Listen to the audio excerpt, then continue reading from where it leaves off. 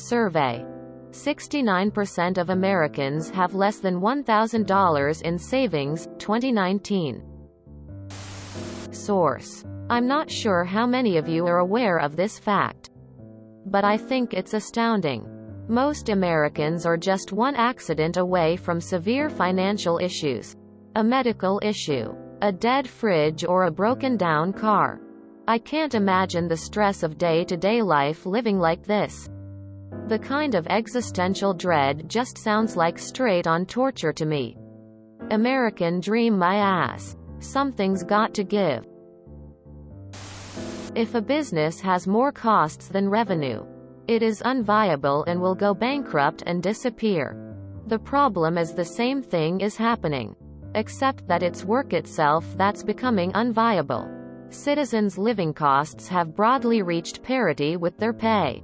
So huge amounts of people, arguably 69% given this article, are approaching functional insolvency while still working. This basically means that the whole notion of having a job is becoming an unviable business. It's a difficult concept. Work no longer pays. Investment. Being a landlord, owning a business, etc. still pay. But being an employee doesn't. There's no point to it anymore. Businesses can simply disappear when they go bankrupt. But humans cannot. So you see many people clinging on, barely surviving, getting into debt, or neglecting their health.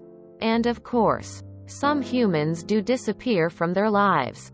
Though suicide, homelessness, drugs, or other disengagement from having a doomed life. I love this sub because it's shining a light on the problem. It's not just easily dismissible. Crackpots are losers that are struggling. Competent and determined workers are unable to get by despite working full-time. It's so important to get the message across that it's not laziness, if working hard means you spiral indefinitely into greater and greater poverty. The pragmatic option is to cut out the unnecessary work and simply exist in poverty like you would. Anyway, I think we're in for a hard decade post-COVID. And the sooner we take corrective action around the non-viability of work, the better. And roughly 40% can't handle an unexpected $400 expense. I've always said that the difference between endless poverty and doing all right can be as little as a few $100. You don't need a rich family, but having someone you can turn to for help can be the difference. We had a lady next door that offered to do daycare when our daughter was sick and couldn't attend school, allowing us to work. If not for her, one of us may have lost our jobs. This is not surprising at all if you are one of the 69%. We're aware. Do you think that we're angry for no reason? We're mad as hell because those in power don't give a single rat fuck about the rest of us. And they gleefully send us to die for the Dow. First off, this was from 2019. And if anything, people's saving situations went down. I wonder what 2021's survey will say. Second, 69% had under $1,000. But expand that a bit and 86% have under $10,000. With that being the case, 86% of us can't survive 5 months without a job or work. Assuming a minimum $2,000 a month in living expenses, 86% of us can't get through a closing on a $200,000 home with a minimal 5% down and closing costs. Like, what the fuck? I realized the other day that my wife and I currently have the most money either of us have ever had in the bank. And if anything happens to either of us medically or we have an emergency, we're completely fucked. I have less than $200 in my checking account. Just put almost $1,000 on my credit card for rent this month today. Living the dream. I don't even have a savings account, let alone $100 in my checking. 69% less than $1,000. I'm at zero as savings. What percent is that deadpan face? This before COVID. I can't imagine that it's better now. Not nice. I don't even have a savings. I had $10K in savings about 9 years ago.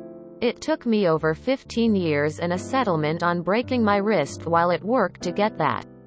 I had to have a surgery on my back and it burned me through all of my savings and another $5,000 on top of it, after insurance. I didn't have the money and they were coming after me for the money. I had to get credit cards and max them out. Never again. I need 3 additional surgeries on my spine, but would rather live in pain than go into further debt. If you only saw the Brazilian rates. We have more people in poverty than people who are actually working and having any kind of income. The last time this happened to us it was during FEing WW2. Yeah. I'm almost 40 and have my first savings ever and until next paycheck will still be part of the 69%. I've worked as a retail manager most my life. Then social services before I got my current job. What's the difference now? I'm working in a skilled trade represented by a union.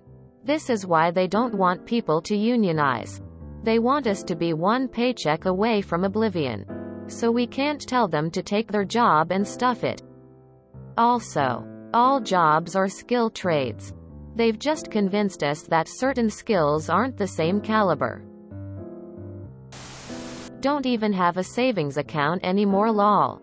Bank was charging me $5 a month for not meeting their minimum balance of $500. I fell down the stairs at work on 9/3. Hurt both my ankles, severely spraining the right one.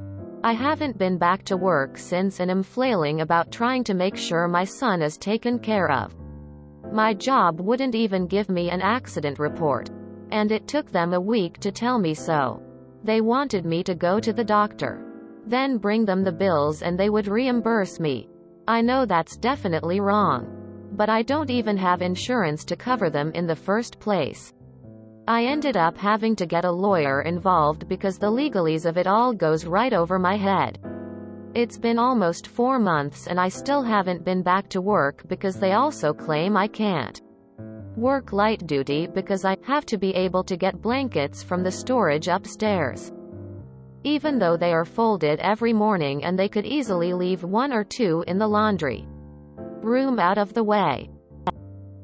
These are the same people who took me off schedule for 5 days because I refused to work off the clock. And Doll couldn't do anything because I couldn't get a hold of anyone. Their office in town burned down months before. And the building they relocated to was closed for COVID. Can't win for losing. You know. There really is a Carlin quote for everything. The reason they call it the American dream is because you have to be asleep to believe it. We live paycheck to paycheck. What savings? If you enjoyed this video, please check out our playlists full of similar content. Epic Haircast is like doom scrolling for your ears. Please like, share, and subscribe.